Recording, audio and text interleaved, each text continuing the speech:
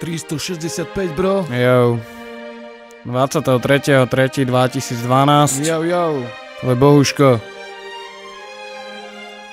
Repro štúdio, konečne doma. Jo.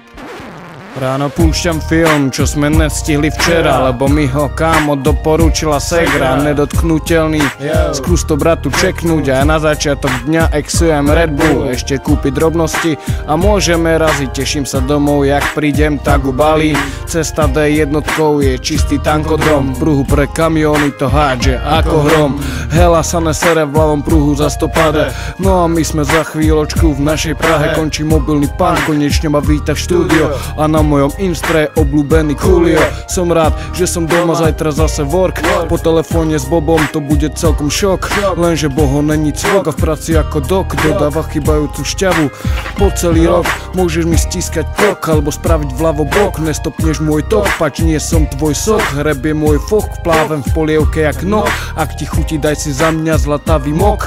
Toť 8 barov, čo končí na OK. Obrazovka z tabletu už je celkom mokrá. Poďte sa mi prsty, kvapky padajú z čela. Za tú dobu riadi hela ako strela. Priemer bude vysoký, za to ti bratu ručím. Utieram sa do rukáva, páč, nemám ručník. Z Blavy do Prahy za 3,5 hodiny.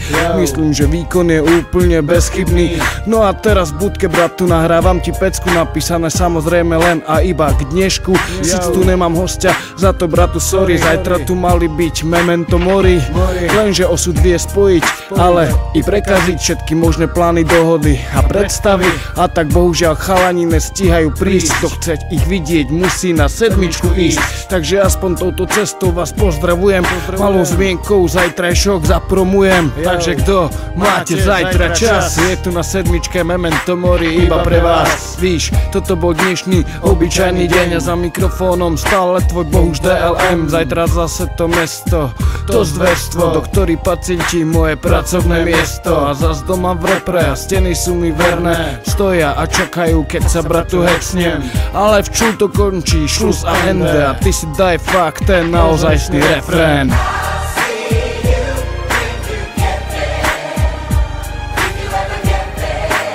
Takže sa lúči tvoj Bohuško a zajtra sa vidíme znova. Maj sa krásne, toto bola 365, počúvajte ďalej.